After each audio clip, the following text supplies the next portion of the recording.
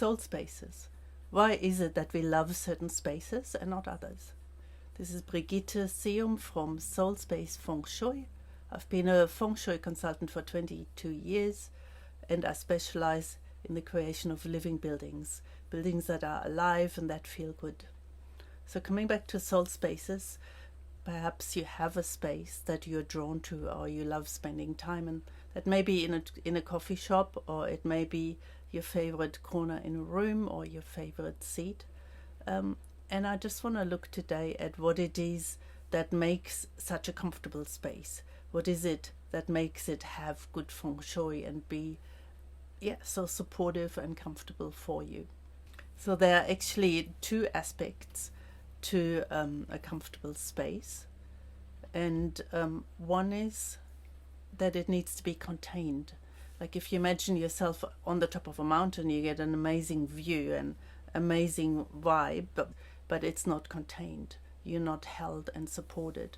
So in order to have good feng shui, we always require a space where you spend time to be supported in some way.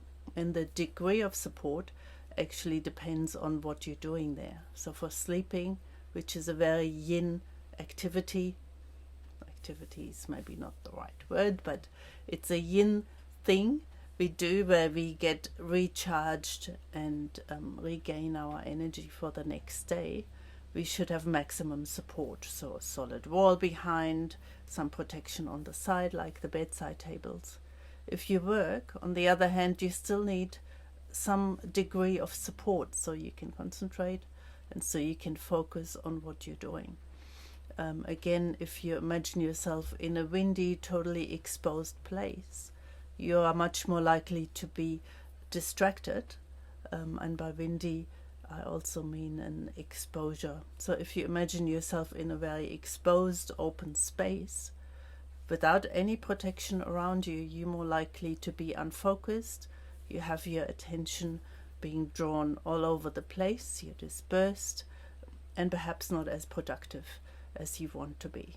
So for every activity, there is the right degree of support. The more private and focused the activity is, the more support there should be. For example, if you're writing, perhaps looking inward to bring out what is in you, you want more support than if you're a customer service person that needs to relate out, that's looking out much more. So the degree of support needed for each activity depends on what it is you're engaged in. There's actually another level to this support, and that's energetic. There is an energetic component, and maybe that's best explained if you think of beds where you've lived or where you've slept. There may have been a difference in how well you sleep, and that may have to do, or often has to do, with the quality of energy that sits in the wall behind you. In traditional and advanced feng shui, we analyze a building not just physically but also energetically, and we determine what the quality of energy is that comes from the 8 compass direction into the building and which sits in the walls or in the things or the furniture behind you. There's some excellent energies which we try to choose, and there are some reasonably good ones which we can always work with, but there are also a couple, maybe 10%, 15%, that are actually difficult, that can make you tired and irritated or grumpy and dispersed and just not functioning as well as you could. So that's the second component of creating containment and support. One is the physical arrangement, which is some sort of things around you that give you comfort and support and protection. And the second is the quality of energy that actually sits in this support behind you. We want that to be positive, so it really feeds and nurtures you like a loving mother, perhaps. The second part of a space we love is that it should have positive energy. The basis or the basics of Feng Shui is that we want to receive positive energy from the environment. We want it directed in the building to where you're spending time, and we want to collect it there. We already talked about that, but the first principle really is their life force. It's really important that a space is filled with vibrant energy and life force. If the quality of energy, again, that comes into a building is one of the negative energies, you will find a space may look good, but it's not going to be one that you feel drawn to or want to sit in, because again, it may make you irritated. In Feng Shui we talk about the wealth energy is not good in such places, so we don't recommend it for business, but really in essence it means that it doesn't feel good, it's draining and so on. So the other important part, apart from the support for a space that we love, is that it has good energy, both physically, we want to open to something beautiful or pleasant at least, interesting, depending what it is. So it may be your coffee shop window that you sit in, but it's interesting where you look out of, out or out to. For work, you want an energy that is good for your mind, where you can, that helps you think, that helps you be inspired and have ideas. You want to have a good outlook that helps you focus and generate life. So we are receiving the life force from the environment, and in terms of Feng Shui, that helps us bring our own life force out so we can create and be productive. So when there is the right amount or a good amount of life energy coming in, and you are catching it because you're having that containment or protection around you, that's what's in common to spaces that we love.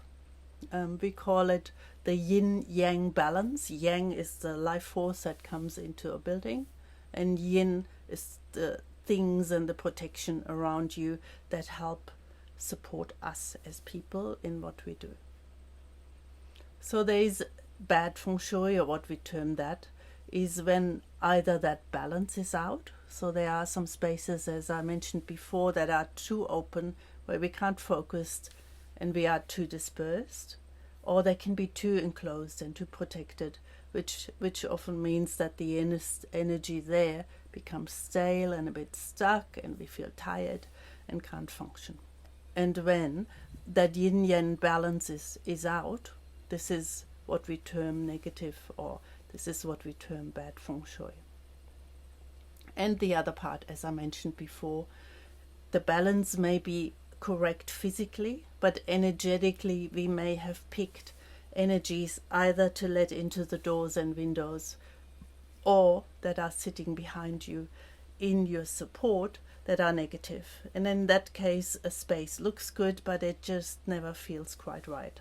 So the spaces we love have both the right yin-yang balance, and they also have positive energies, or energies that actually support and go with what you do. This is what we do in a Feng Shui consultation. I both assess the physical environment to make sure to let in and allow in the most positive energies available, and there's always something we can improve and tweak, to make sure that you spend time where there is good support, both energetically and physically, and then to remedy whatever issues may be there. So it's interesting, looking at the Feng Shui of a place, you will know when the Feng Shui is good, not because it looks Feng Shuied, but because it feels good, it feels right. And the two components for it to feel right is that the yin-yang balance is correct, and that the energies are right and they feel good naturally. I thank you very much for listening.